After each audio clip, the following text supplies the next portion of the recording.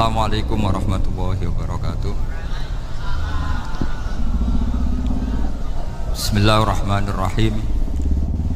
Tabarakalladzi nazzala al-furqana ala 'abdihi liyakuna lil 'alamin nadhira.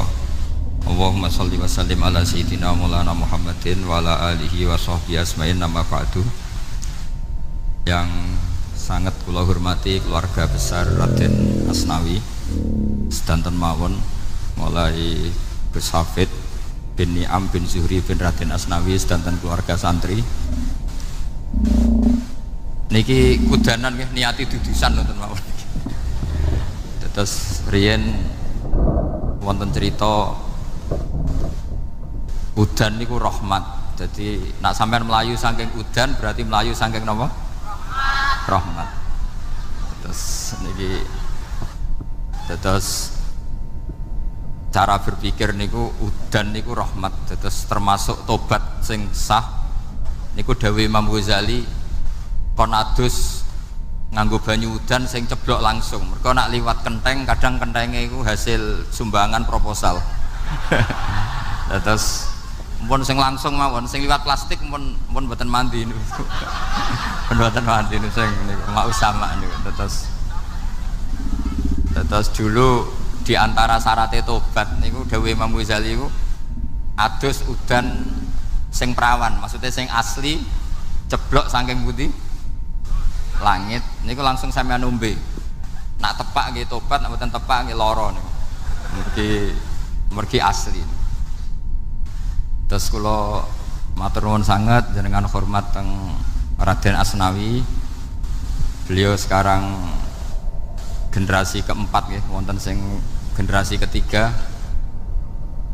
Nasab kula kepanggih Raden Asnawi teng Asnawi sepuh. Terus Mbah Raden Asnawi gadah mbah namine Abdullah Husnen, terus Ibu Ayu Sofia niku binti Asnawi sepuh. Kula buyut kula kandung damaran niku Hafsah binti Maksum bin Soleh bin Asnawi sepuh. Kenapa saya cerita zuriyah? Terus satu peradaban. Gini bahasa Indonesia mohon nggih. Kersane gaul. Satu peradaban itu yang bisa bangun itu dzurriyah. Dzurriyah itu komunitas gen.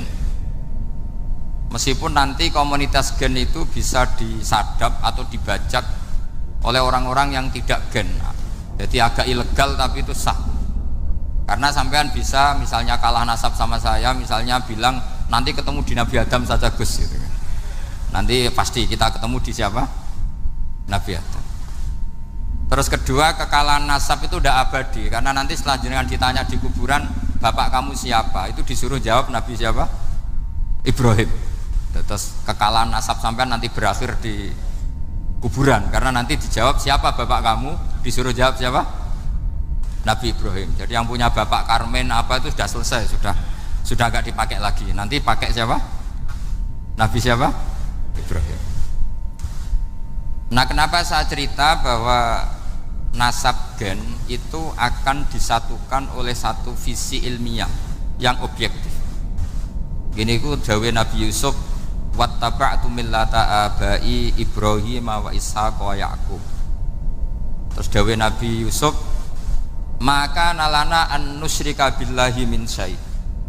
Jadi saya ngikuti leluhur saya. Ini dengerin ya, saya ngikuti leluhur saya, yaitu Nabi Yakub bin Ishak bin Ibrahim. Leluhur saya itu siapa? Maka nalana an nusyrika billahi min syai', yaitu keluarga besar yang tidak pernah melakukan kemusyrikan.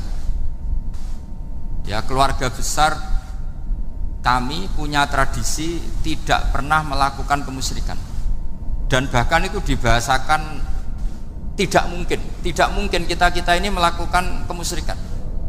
Maka nalana itu kira-kira kalau bahasa Indonesia itu kita ini tidak mungkin melakukan kemusyrikan. Nah, kenapa demikian? Itu berangkat dari logika yang permanen, disebut yusabbitu Allahu alladzina amanu bil qouli tsabiti fil hayatid dunya wa fil akhir. Logika permanen itu begini, misalnya kita ini kan hidup dari bapak dari ibu terus sampai Nabi Adam. Kemudian setelah Nabi Adam ini berakhir, Berakhir, kemudian kita mau tidak mau berpikir Nabi Adam itu siapa? Terus diterangkan ternyata Nabi Adam itu satu makhluk hidup yang mulanya dari tanah, lewat wahyu Allah, lewat titah Allah kun, kemudian jadi manusia yang bernama Adam. Sebelum Adam ada bumi, ada langit, ada cakrawala, macam-macam. Kemudian itu kita rumuskan lagi, asal usulnya adalah tidak ada, adamiyun makhdun. Akhirnya kita tahu bahwa alam raya ini diwujudkan setelah dari tidak ada. Nah tentu terus kita berpikir, dari tidak ada menjadi ada itu pasti penyebabnya adalah sesuatu yang ada. Nah yang ada itu disebut wajibil wujud. Karena wajibil wujud ini wujud sendiri, nggak ada saingannya. Karena Allahu wala syai'amahu, Allah ada dan tidak ada pesaingnya. Maka kita ini berpikir nggak mungkin ada kekuatan manapun yang menyamai Allah. Sehingga nggak ada Yesus mungkin menyamai Allah, nggak ada Fir'aun, nggak ada Lata, nggak ada Uzza. Makanya disebut maka nalana an nusyrika billahi min syai'. Kita ini tidak mungkin melakukan kemusyrikan. Sama tidak usah tanya saya, Gus, tapi orang menjadi musyrik itu kan mungkin. Jawabannya itu tetap nggak mungkin. Kemusyrikan itu satu teori yang nggak mungkin. Tapi kalau orang musyrik itu mungkin. Memang akan dilibat. Tapi karena kita kenal Raden Asnawi itu dari sisi ilmiah, saya punya baca kitab beliau. Mungkin saya termasuk pernah dulu yang membawa kitab beliau banyak ke Korea. Saya itu beli pesolatan tuh bukan 1-2 sampai 2 kerdus 3 kerdus. Itu mulai dulu, mulai saya ngiai sampai sekarang. Tak bawa ke Sragen, ke Solo Tigo, termasuk tak bawa ke Korea. Jadi mungkin ya ini GR saya ngaji di sini itu barokahnya jualan pesolatan. Tapi bukan jualan yang cari laba enggak, karena tak gratiskan, tapi itu dagang akhirat lah kira-kira gitu. Jadi kalau saya masuk neraka kita era pantas bakul pesolatan kok masuk neraka gitu. Kayak itu enggak pantas itu. Karena saya termasuk orang ya yang cara berpikir itu optimis. Dulu di sini ada orang alim alama namanya Raden Asnawi. Terus kemudian sejarah agak berpolemik, ada yang mengatakan beliau itu muridnya Syekh Nawawi, ada yang mengatakan tidak. Apapun itu yang saya yakini adalah beliau ya saling istifadah lah, saling bermanfaat bagi Syekh Nawawi Banten. Saya punya catatan sejarah banyak tentang Raden Asnawi karena guru-guru kita itu akan ketemu di Syekh Nawawi Banten. Yaitu kita tahu misalnya saya ngaji Mbah Mun ngaji Mbah Zubair misalnya ngaji Syekh Fakih Mas Kumambang, ngaji Mbah Mahfud, terus ngaji Sayyid Abi Bakar Sato, terus ngaji Sayyid Zaini Dahlan. Kalau keluarga sini mungkin misalnya Gus Hafid, Mbah Niam, Mbah Zuhri, terus Raden Asnawi. Raden Asnawi kita tahu nikah dari istri mudanya Syekh Nawawi yaitu Nyai Hamdana. Saya sering diceritani Mbah Mun, terus Nyai Hamdana punya anak yang namanya Zuhriyah dari Syekh Nawawi. Kemudian setelah dinikahi Raden Asnawi punya anak namanya Zuhri, Minan, Niam, terus sampai ke Gus Hafid, Hafid bin Niam. Kenapa saya cerita ini? Karena kealiman itu adalah sesuatu yang dibanggakan Allah. Imam Amudi itu ulama ahli matematika. Jadi ada ulama itu ahli matematika. Dia nggak pernah ngajarkan pesolatan, zakat, sholat, tapi dia ngajar matematika. Kemudian dari matematika itu beliau menjadi ahli tauhid. Sehingga nanti Mungkar Nakir itu nggak akan tanya dia marabbuka wa manabuka, karena dia punya rencana. Yang ngajar tauhid itu saya. Jadi kalau dia malaikat akan marabbuka, pangeran kamu itu siapa? Malaikat malah dilawan. Kamu pernah ngajar tauhid? Saya ini guru tauhid. Singkat cerita, saking keramatnya Imam Amudi, kata Allah, ya Amudi, presentasikan ilmu tauhid yang lewat jalur matematika ke semua malaikat saya. Semua malaikat saya tahu cara berpikir matematis. Karena malaikat itu imannya itu iman mauhibah, karena dia malaikat. Ya iman karena tahu neraka, tahu surga, terus dia iman. Kalau kita ndak, kita iman tuh pakai logika, jadi lebih keren. Loh betul. Malaikat itu ketika bangga, ya Allah, apa ada orang yang imannya di atas kita? Jawabnya Allah ada. Siapa? Ya orang-orang kudus, kata Allah gitu.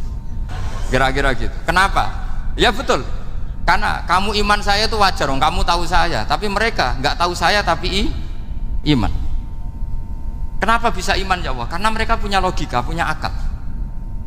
Akhirnya Imam Mamudi disuruh sama Allah presentasikan logika tauhid kamu lewat jalur matematika. Malaikat disuruh dengerin semua, isma'u ya malaikati, ini mimpinya wali.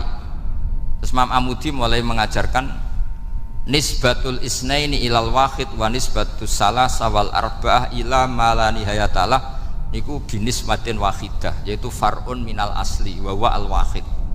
Bo angka sebanyak apapun 2, 3, 4 sampai 1 miliar itu nisbatnya ke angka 1 adalah nisbatul far'i ilal asli, semuanya berasal dari 1. Maka hadhil awalim atau hadal alam ila ma la nihayatalahu, tetap semuanya ini cabang dari 1, yaitu wujud dari 1, yaitu Allah Subhanahu wa ta'ala. Sehingga semenjak itu ditiru sekian ulama, akhirnya malaikatnya mantuk karena kepastian kalau Allah satu yang diyakini malaikat itu sepasti logika yang dibangun orang-orang manusia ini, padahal tidak ngerti Allah Subhanahu wa ta'ala karena pakai akal. Sehingga di pondok itu orang harus ngerti mantek. Orang mantek itu ilmu yang jelimet tapi menyenangkan. Biasanya sing sinau ambek rokokan, sawangannya kayak filosof. Jadi paling gak agak paham dia alasan.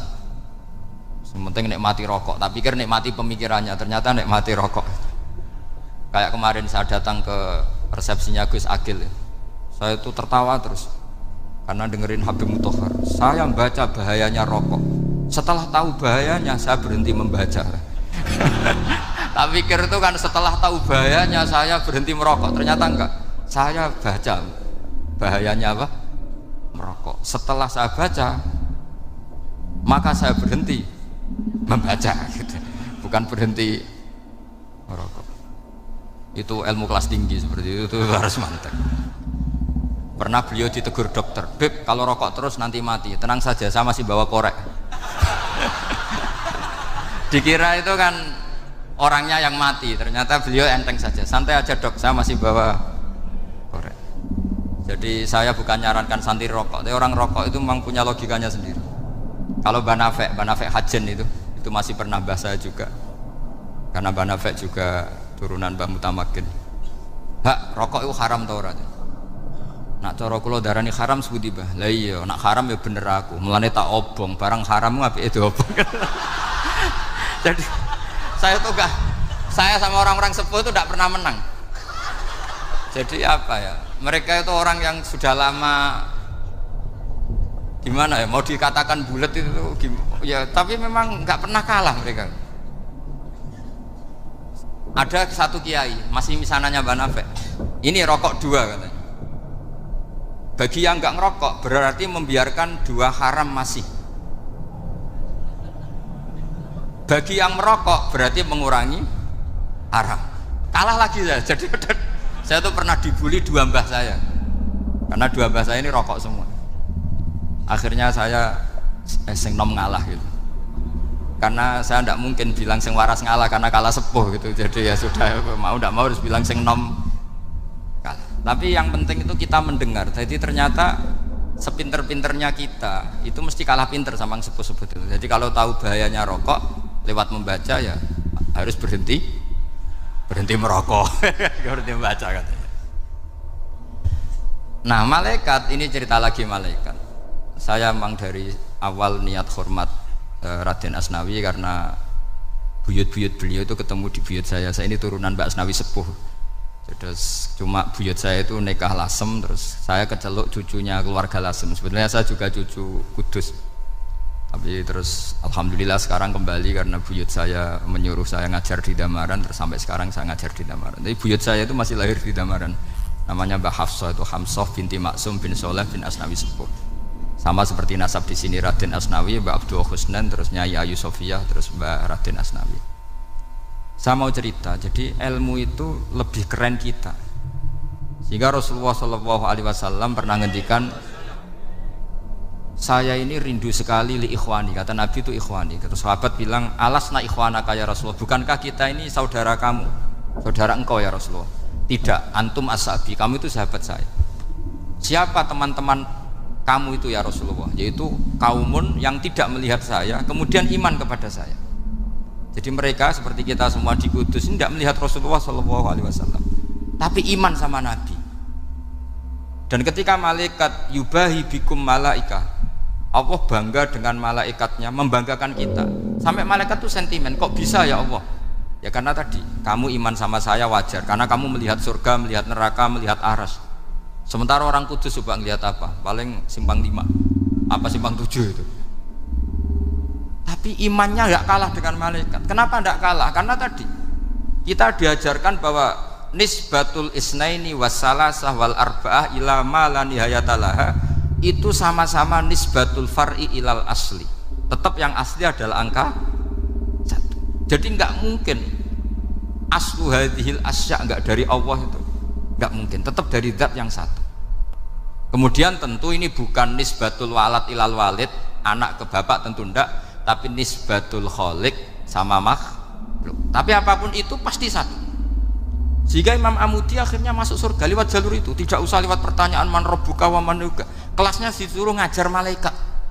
Saya punya rencana jadi pengajar malaikat nanti itu kan. Jadi orang-orang Kudus yang dapat barokahnya Raden Asnawi nanti jangan mau kalau ditanya man rabbuka wa man nuka. Kelasnya itu harus apa? Jadi gurunya malaikat. Karena bapak kita Nabi Adam tuh keren. Nabi Adam itu adalah orang yang disuruh Allah dipresentasikan, dibanggakan Allah di depan para malaikat. Ketika ada malaikat yang agak hasut, tapi itu tidak malaikat papan atas, malaikat yang kebanyakan. Itu kan agak gak terima Nabi Adam jadi apa? Khalifah. Sampai malaikat ini usul ataj'alu fiha mayufsidu fiha wasfikut. Makanya kalau saya protes sama malaikat itu malaikat yang ini, bukan Jibril sama Israel. Kalau protes Israel bahaya, bisa dihabisin. Saya pernah ditanya seorang kiai, Gus jenengan gojlok malaikat kok berani? Ya karena malaikat yang jenis ini pernah gojlok Nabi siapa? Adam. Nggak percaya kalau Nabi Adam itu layak mimpin, sampai protes ataj'alu fiha may yufsidu fiha wasfikut dima. Tapi apa yang terjadi? Allah mengajarkan satu ilmu di Nabi Adam, kemudian disuruh meresentasikan. Qala ya Adamu ambihum bi asmaihim. Adam, coba kamu presentasikan ilmu kamu. Setelah Nabi Adam fasih mempresentasikan ilmu, kata Allah, kamu bisa enggak sepinter Nabi Adam? Tidak bisa ya Allah. Makanya sudah saya bilang ini alamu malah, saya lebih tahu siapa yang layak mimpin. Jadi layak mimpin itu pertama harus kuwatul ilm, ilmunya itu harus kuat.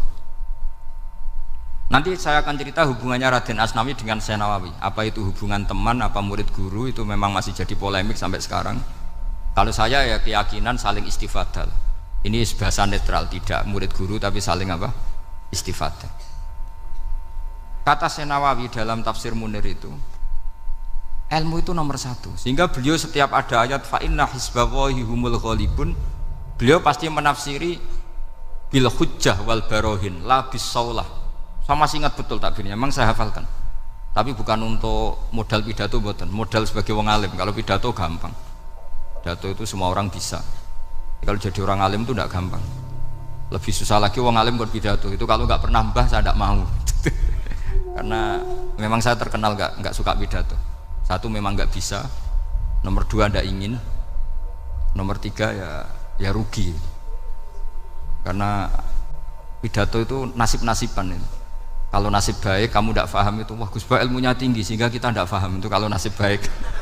Kalau nasibnya ada baik, nak ngendikan bulat sama itu tepak-tepakan. Dan Syekh Nawawi itu benar, Raden Asnawi juga benar, semua guru-guru kita benar. Karena agama ini sebetulnya bukan masalah negara, tapi masalah logika yang sehat. Uni Soviet itu pernah mengkooptasi Uzbek, Ceknya, Tajikistan. Itu 100 tahun. Orang dipaksa ateis. Tapi orang-orang Uzbek, saya sering ketemu lama Uzbek, kadang ketemu di Korea, kadang di Malaysia. Orang-orang Uzbek itu punya basement di bawah tanah. Kemudian di bawah tanah ini mereka ngajarkan tauhid. Ngajarkannya ya gampang. Misalnya ini sesuatu yang ada, iya ini.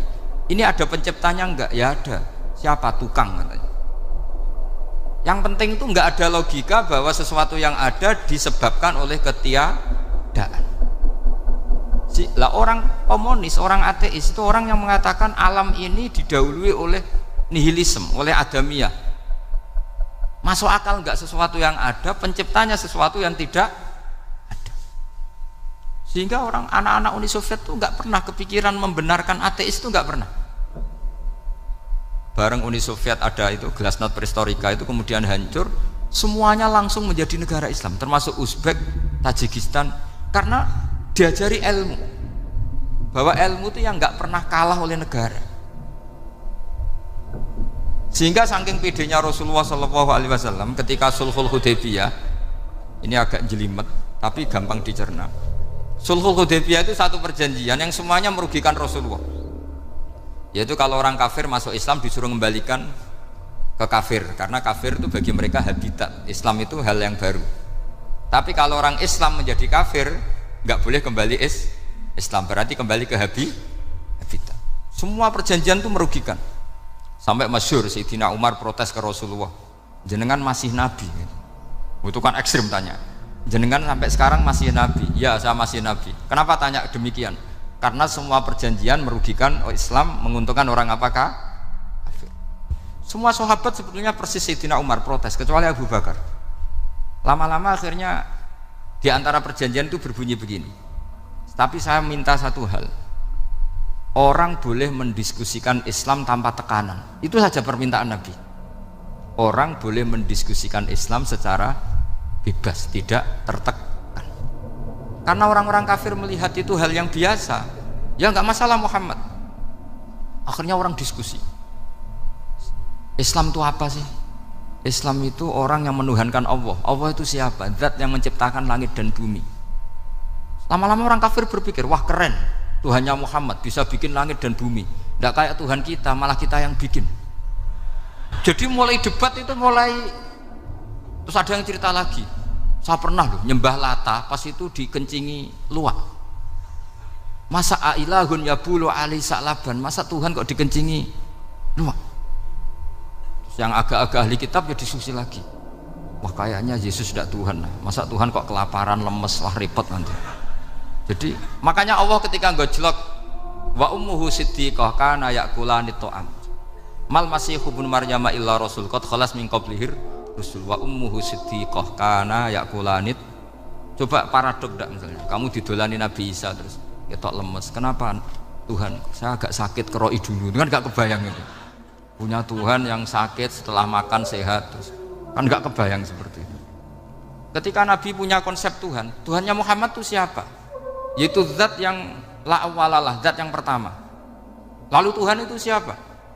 Tuhan itu yang menciptakan langit bumi. Tuhan itu siapa? Yang memulai segalanya.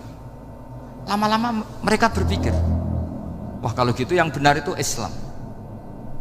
Maka kata Imam Zuhri, Syihabuddin Az-Zuhri, famaka nafathun fil islami a'zoma min sulhil Hudaybiyah innamaka nasu yatafaduluna fil hadis wal munaza'ah. Semua teks riwayat itu ada kata wal munaza'ah, orang bebas ngomong dan berdebat. Munaza'ah itu berdebat.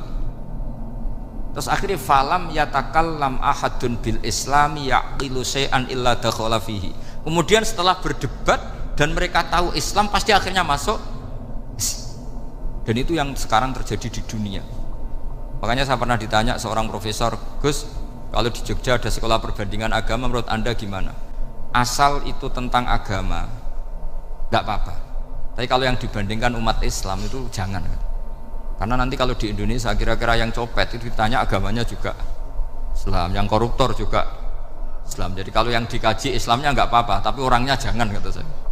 Karena yang bulat ya banyak, yang nggak sholat ya banyak. Tapi kalau Islamnya saja, misalnya adu konsep tentang Tuhan, masyhur kita mungkin banyak yang melihat itu debatnya Stanley Fischer sama Ahmad Didat itu.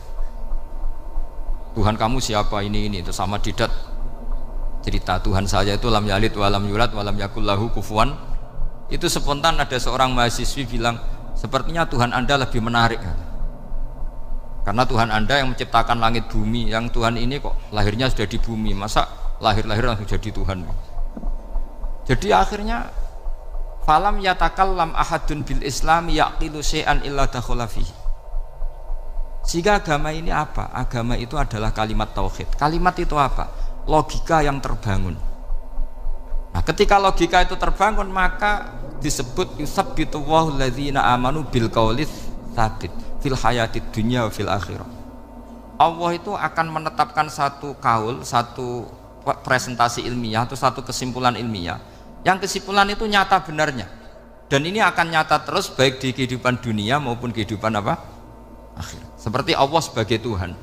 Itu akan nyata terus. Di dunia Allah ya Tuhan, nanti di akhirat juga Tuhan. Tapi Tuhan selain Allah, maka menjadi Tuhan ini nunggu ada yang menuhankan. Misalnya Fir'aun, itu jadi Tuhan karena ada yang menuhankan. Sekali dia mati, dia sudah aset wisata, bukan Tuhan lagi. Makanya gejolokannya orang ulama Arab, kalau ketemu ulama Mesir, kalau gejolokan itu lucu. Orang Arab, ada Abu Jahal, Abu Lahab, penggaweane ngusir Nabi gitu. Itu gejolokannya ulama Mesir. Kata ulama Arab, kamu gayanya benci Fir'aun, tapi rizki kamu dari wisata melihat Fir'aun. Itu gejolokannya ulama Arab sama ulama Mesir. Sehingga agama ini mengajarkan apa? Satu kalimat. Makanya kamu harus belajar mantek. Dulu Raden Asnawi ya pengajar mantek. Dulu buyut saya di sini Mbah Fauzan, abahnya Mbah Pah itu, mbahnya itu juga pengajar mantek. Karena di antara yang diceritakan Allah itu wa ja'alaha kalimatam baqiyatan fi aqibih. Tugas utama Nabi Ibrahim adalah menjadikan satu logika. Kalimah itu logika. Itu menjadi logika yang abadi, baqiyah itu abadi. Fi aqibih, di anak turunnya Nabi Ibrahim. Misalnya begini, saya beri contoh. Misalnya saya mengatakan teh ini hitam. Itu menjadi kalimah karena diucapkan. Tapi tidak menunjuk hakikat karena tehnya berwarna apa? Kuning. Sehingga Quran kalau menyalahkan orang kafir itu ngendikane kaburas kalimatan takhruju min afwahihim. Omongannya orang kafir itu menjadi kalimat karena diucapkan dari mulutnya. Kenapa menjadi kalimat? Karena diucapkan tapi tidak menunjuk hakikat. Seperti orang mengatakan 2 ditambah 2 itu 10. Itu kalimat, tapi kalimat yang salah karena tidak menunjuk hakikat. Seperti orang kafir mengatakan Tuhan itu 3. Itu kalimat karena diucapkan tapi tidak menunjuk hakikat. Tapi ketika seseorang mengatakan Allah itu Tuhan, Tuhan itu satu, itu disebut kalimatu haqqin 'alaiha nahya wa 'alaiha namut. Temriki tahlilane wa 'alaiha napa wa biha. Wa 'alaiha napa wa biha. Wa 'alaiha ya ada yang tahlilan wa biha. Itu enggak tahu sanadnya dari mana, pokoknya ada yang wa 'alaiha, ada yang biha. Kenapa dikatakan kalimat tauhid? Karena kalimat yang dari kesimpulan berpikir. Dan agama ini dibawa Nabi Ibrahim itu untuk membawa kalimat tauhid. Ciri utama kalimat tadi, kamu yakin seyakin-yakinnya bahwa nisbatul snaini wassalasah wal arba'ah ila ma la nihayata laha itu kanisbatis snaini ilal wahid, yaitu semuanya far'un minal asli. Aslinya adalah wahid. Sehingga di kitab, saya pernah ngaji Mbah Mun, namanya kitab Al-Husunul Hamidiyah. Itu dikarang oleh ulama-ulama sekarang, itu diajarkan di MGS. Ini mbah-mbahnya Gus Akil pendirinya madrasah MGS. Itu ada gambarnya di situ. Di situ ada gambar piramida, ada gambar hewan, ada gambar pohon. Kata yang ngarang, gambar sedetail ini, sejelimet ini dimulai dari nuqtah wahidah. Tetap dimulai dari satu titik. Dan ini disebut nuqtatil wujud. Jadi mbok orang kudus sebanyak ini tetap dimulai dari satu orang, yaitu Adam. Adam dimulai dari ketiadaan. Lalu siapa al-mujid? Pewujudnya siapa? Hanya Allah Subhanahu wa ta'ala. Sehingga ulama-ulama termasuk Syekh Nawawi itu paling suka ngendikan semua makna Quran dikumpulkan di Fatihah, Fatihah dikumpulkan di Bismillah, Bismillah dikumpulkan di Ba, karena di Ba itu ada titik nuqtatil wujud, yaitu disingkat bi kana makana wa bi yakunu ma yakun. Karena saya, kata Allah, semuanya akan ada, dan karena saya yang enggak ada, semuanya suatu saat ada. Disebut nuqtatil wujud. Nah, kita meyakini kalau Allah satu itu seyakin-yakinnya, karena nggak mungkin angka nggak dimulai dari angka satu. Begitu juga gambar seapapun julumete. Misalnya sampean gambar zaman saya kecil, gambar paling favorit itu apa? Kambing bertarung. Itu gambarnya kan susah. Daripada gambar kambing bertarung susah terus dibikin kotak saja tembok. Kalau tanya gurunya, gambarnya mana? Di belakang tembok.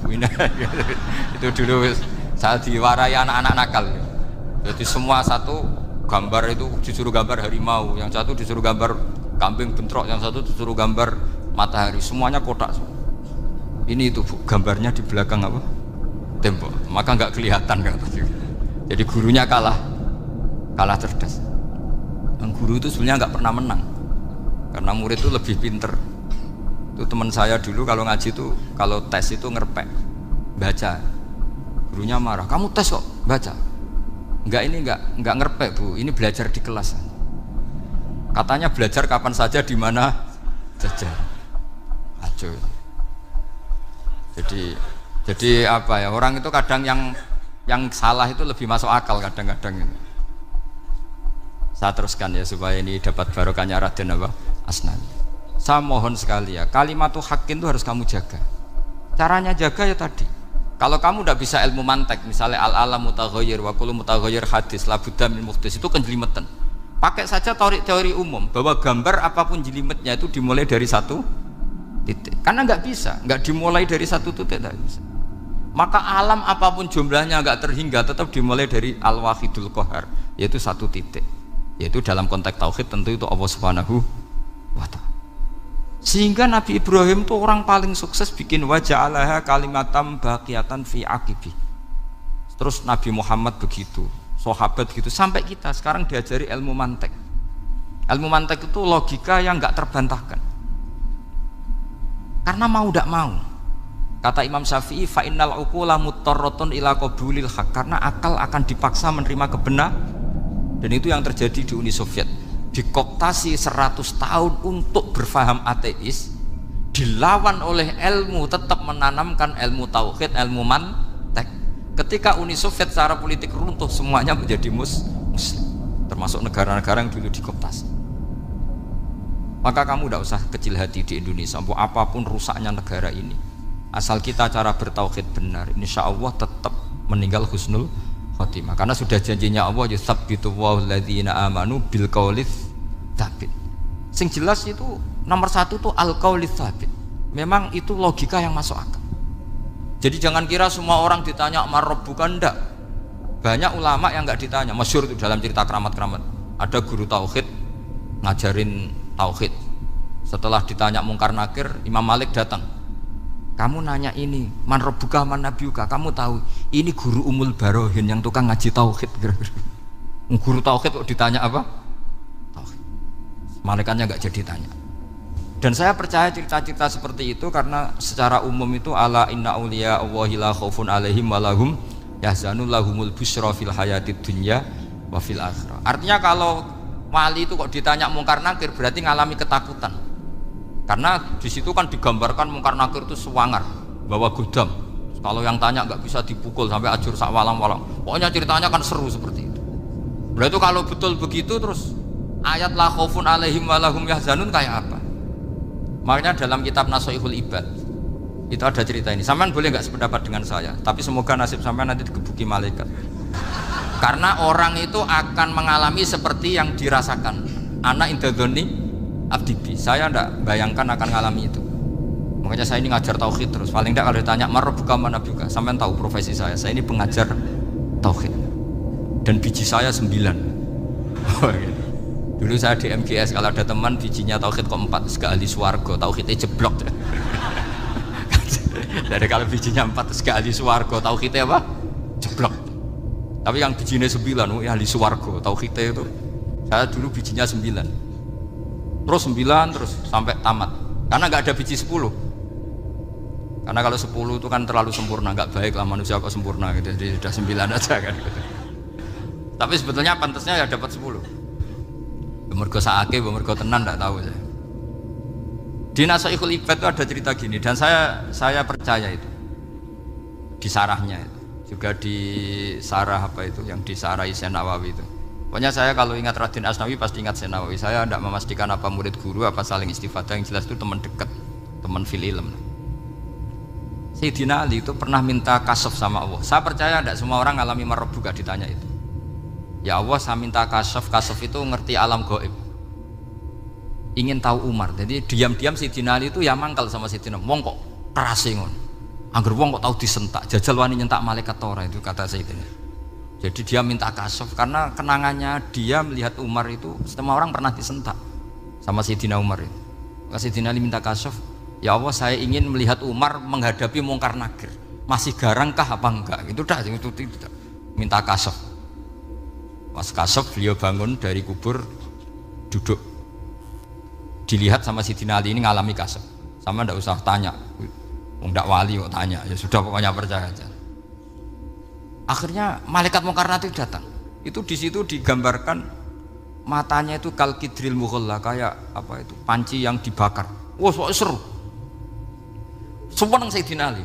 Baru ini kamu akan takut gitu. Tapi ternyata enggak. Umar bangkit disementak orang tua itu. Kamu tahu menghadapi siapa? Yang sopan. Gitu. Oh, ada sontak. Kewaget malaikatnya itu karena enggak pernah ngalami disentak. Mungkin itu pertama. Gitu. Kewaget. Memangnya kamu siapa? Saya ini teman kekasih Tuhanmu. Saya yang diandalkan temannya sebenarnya bukan dia. Gitu. Ana sohibu habibillah. Saya ini temannya kekasihnya Allah. Jadi dia ngandalkan temannya sebetulnya, bukan ngandalkan dirinya. Oh kamu temannya Nabi Muhammad? Iya saya Umar temannya Nabi Muhammad. Kamu harus hormat sama temannya kekasih Allah. Wah terus semulai itu. Akhirnya matur Allah. Ya Allah, apakah prosedur seperti ini bisa dinego? Terus sama Allah. Oh iya katanya. Kamu kalau menghadapi kekasih saya ya jangan seperti itu katanya. Semenjak itu beliau sopan santun, dua mungkar nakir gitu. Jadi ini berita gembira. Jadi sebetulnya itu enggak. Tapi kita ini kan enggak punya nyali nyentak mungkar nakir. Semoga dengan gelar kita doktor tafsir, doktor tauhid gitu. Atau paling enggak guru kutsiyah tauhid gitu. Atau siswa terbaik dalam materi tauhid. Itu harus kamu bawa status. Jadi sehingga nanti ini saya ranking 1 tauhid, masa masih ditanya marbuka waman nabi. Dan itu menurut saya sah. Sama nggak usah protes takbirin tiga, susah usah takbiran. Pokoknya takbirnya adalah wali-wali itu la khaufun alaihim walahum ya, mereka tidak akan mengalami ketakutan baik kehidupan dunia maupun kehidupan akhirat. Bahkan para malaikat itu mengatakan ke wali-wali nahnu awliyaukum fil hayatid dunya wa fil akhirat. Kita ini teman kamu, saudara kamu, mitra kamu. Masa mitra kok nutui itu kan nggak fair. Dan menurut saya paling efektif itu apa? Kamu harus punya rumus tauhid kayak Imam Amudi menemukan Tuhan. Imam Amudi itu menemukan Allah itu lewat ilmu matematika. Dan itu Allah saking senengnya disuruh ngajari para malaikat. Wa ya malaikati isma'u. Kamu harus mendengar, ini orang alim saya yang ahli matematika. Tapi justru itu ngerti bahwa asal usul alam itu minal wahidil qahar. Dari zat yang satu. Akhirnya Imam Amudi mulai ngajar tuh. Nisbatus naini wassalah sawal arba'ah ila mana nihayatalaha iku kabeh iku far'ul wahid. Akhirnya malaikat mandok-mandok. Nah, iman seperti itu akan setingkat keyakinannya dan keakurasiannya sama dengan imannya para malaikat. Makanya Nabi ngendikan tubaliman amanabi walam yaroni. Sebagian riwayat disebut sab amarot. Nabi ngendikan sampai 7 kali. Benar-benar keren orang yang tidak melihat saya kemudian iman kepada apa yang bisa menemukan itu? Hanya akal. Misalnya contoh paling gampang ya yang dialami para ulama. Ya saya ulang lagi yang dialami para ulama. Ketika menemukan ilmu ya yang menjadikan mereka mahabbah Rasulullah sallallahu alaihi wasallam. Nabi itu paling suka itu sholat. Nabi itu paling senang sama sholat. Wa qurratu aini fi sholat. Terus beliau ngendikan as-sholatu imaduddin.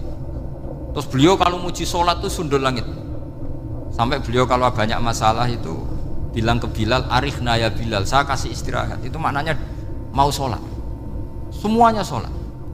Pertanyaannya adalah, apakah mungkin seorang raja yang ambisi jadi raja, kemudian yang dikampanyakan adalah orang supaya sholat? Tentu kalau Nabi seorang raja, beliau akan kampanye gimana? Narik upeti kayak apa, narik pajak kayak apa, biar Nabi kaya. Enggak. Nabi itu paling tersiksa kalau orang tidak sholat, tersiksa kalau orang tidak sujud.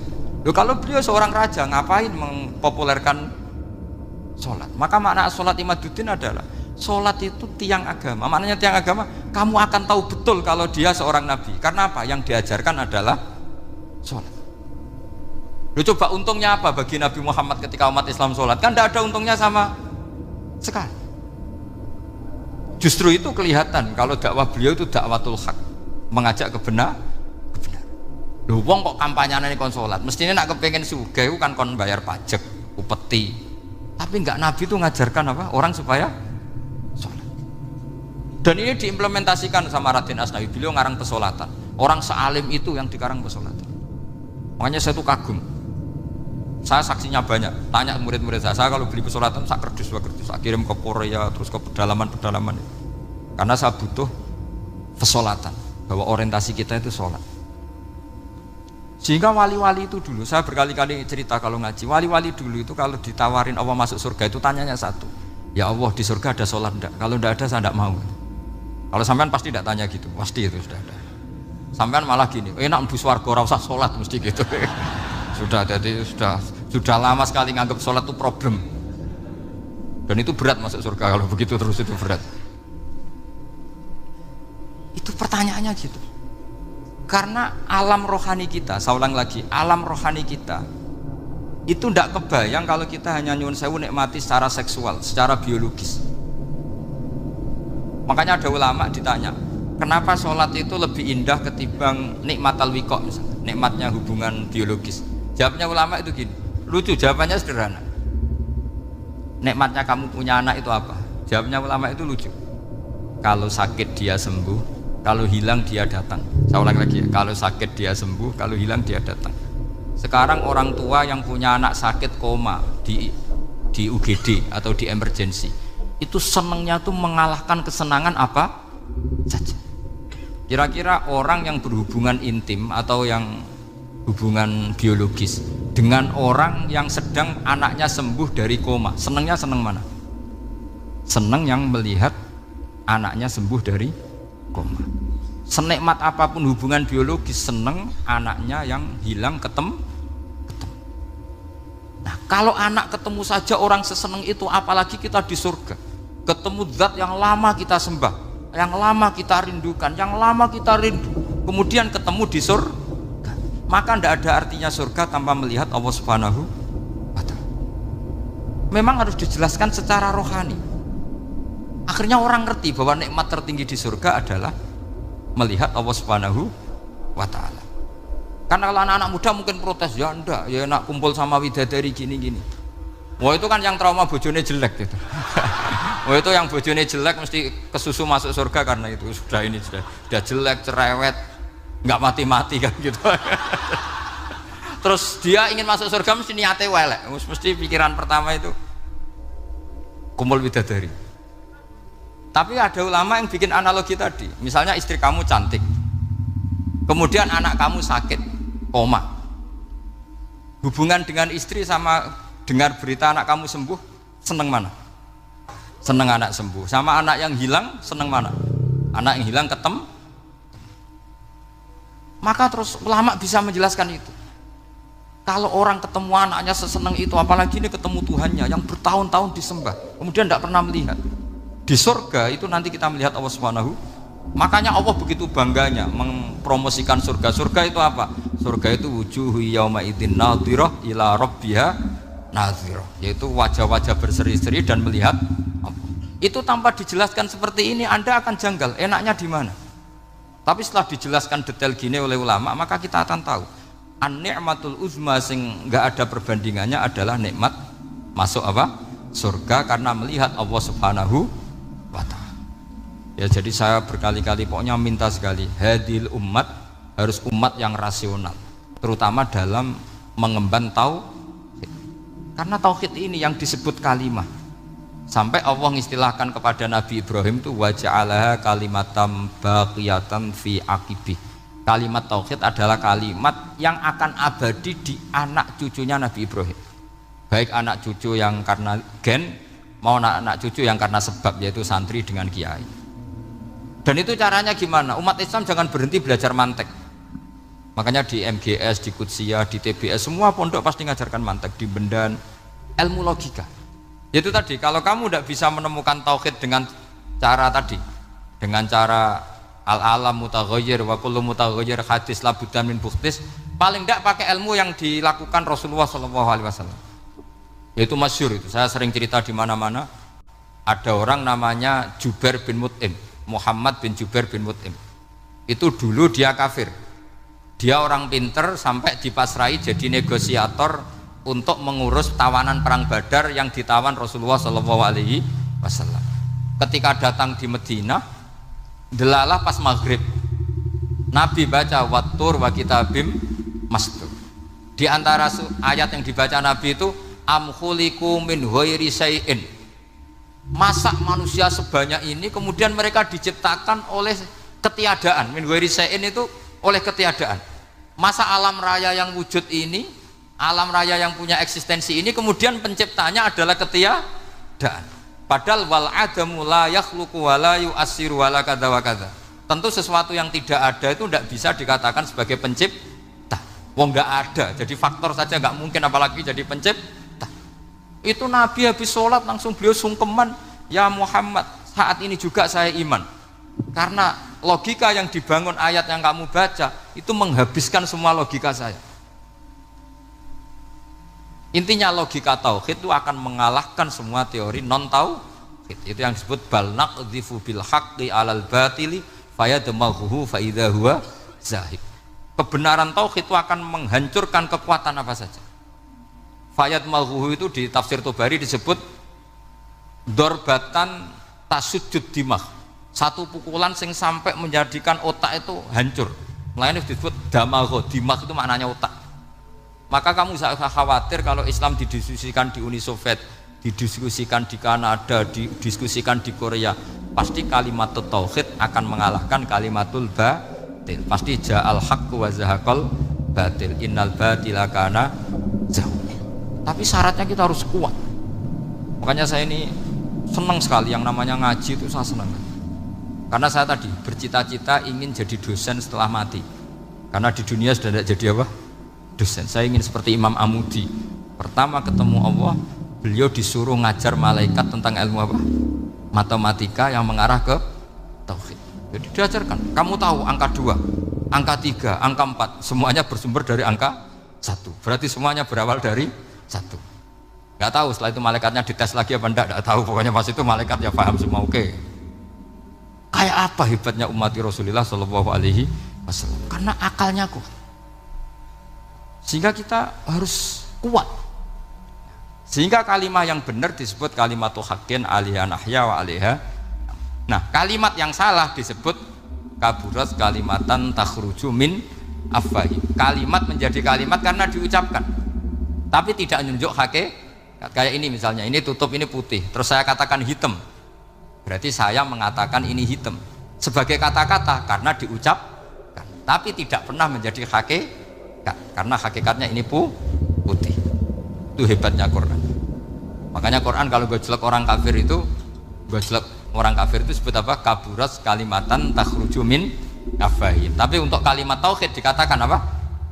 Yusabbitu walladzina amanu bil qauli tsabit fil hayatid dunya wa fil akhirah. Sebagian disebutkan wa ja'alaha kalimatam baqiyah.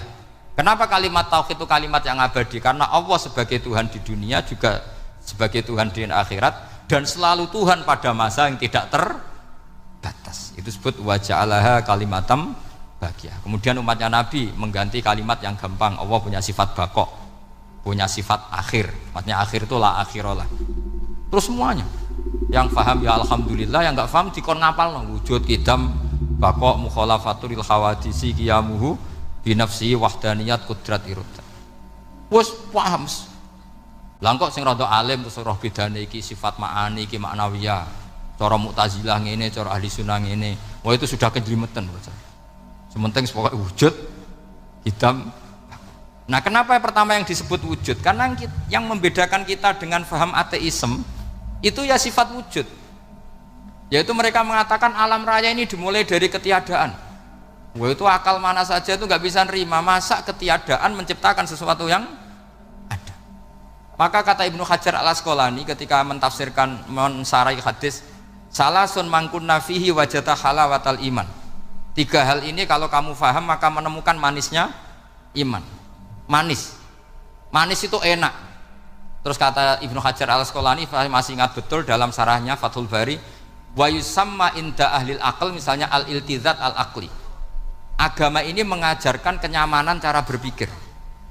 Coba kalau sampean seorang doktor atau seorang profesor atau seorang pinter, kemudian kamu dipaksa mengimani bahwa alam ini diciptakan oleh ketiadaan, itu bisa tidur gak? Oh, tidak bisa tidur. Sampean misalnya orang pinter dididik di kampus atau dididik di pondok, alam ini yang wujud, yang menciptakan itu sesuatu yang tidak wujud, kamu bisa tidur gak kira-kira? Ini guru apa? Ini sarap ini. Mosok hadil maujudat khalaqahal adam, sesuatu yang wujud diciptakan ketiadaan.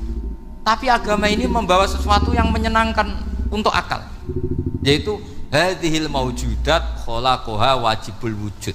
Maujudat yang wujud ini diciptakan super maujud, yaitu oleh bahasa pondok disebut wajibul wujud. Kan terus seneng, wajar dong kalau sesuatu yang ada diciptakan oleh yang ada. Nah tentu ada pencipta, terus ada super, disebut wajibul wujud. Kan terus enak. Itu kata Ibnu Hajar Al-Asqalani disebut wajadah halawatal iman. Sehingga kita tidak usah khawatir. Makanya saya itu termasuk orang yang nggak khawatir. Apapun rusaknya dunia ini, kacaunya dunia ini, akan kalah dengan kalimatut tauhid. Karena kalimat ini ketemu apa saja pasti menghancurkan. Yaitu disebut bal naqdhifu bil haqqi 'alal batil fayadmaghuhu fa idza huwa zahid. Kalimat hak ini akan menabrak apa saja. Dan yang ditabrak pasti hancur. Makanya sampai tidak usah khawatir misalnya ada negara ateis di Cina, di Korea, kita yakin asal yang diteliti itu agama Islam pasti menang. Nah yang susah kalau yang diteliti orang Islam, itu susah karena yang copet kadang-kadang ya umat, apalagi di negara yang mayoritas muslim, nanti copetnya, premannya, koruptornya semuanya beragama Islam. Makanya kita hanya punya pilihan dua, itu umat Islam dan Islam yang kumat itu dok. Kalau tidak umat Islam ya Islam yang kumat. Tapi kalau kalimat tauhid itu kalimat yang aman, tak jamin 100%. Sehingga saya itu kalau ditanya profesor Pak Bah, kalau suatu saat Indonesia jadi negara yang sangat terbuka, kemudian ada sekolah perbandingan agama, menurut Anda prospek Islam gimana? Saya jawab, asal yang dikaji Islamnya bukan orangnya, pasti Islam tetap prospek. Asal yang dikaji apa? Islamnya, bukan orangnya. Kalau orangnya ya Masya Allah, ya itu tadi, kalau tidak umat Islam ya Islam yang ya ngoten mawon. Supaya ini mungkin untuk barokah napa Raden Asnawi, untuk barokah ngaji kalimat tauhid. Terus sampean kudanan iki kula mboten sakake, tak anggap untuk rahmat ngoten mawon nggih. Terus karena tadi di antara syaratnya tobat kata Imam Ghazali itu pernah kena air hujan langsung turun dari langit. Ya, itu jelas itu di Ihya itu, karena ahalul halal adalah alma an-nazil minas sama. Halalnya barang paling halal adalah air yang pertama turun dari langit. Tapi kalau yang sudah lewat peci ini sampean tuh masalah ya. Kadang pecinya kan mek temane gasap macam-macam gitu. Atau beli lewat nyentak orang tua. Ya masalah lah. Tapi ya lebih baik yang pakai peci timbang yang enggak, lebih sopan gitu kan. Tapi yang enggak pakai peci ya enggak apa-apa karena langsung kena apa? Kena apa?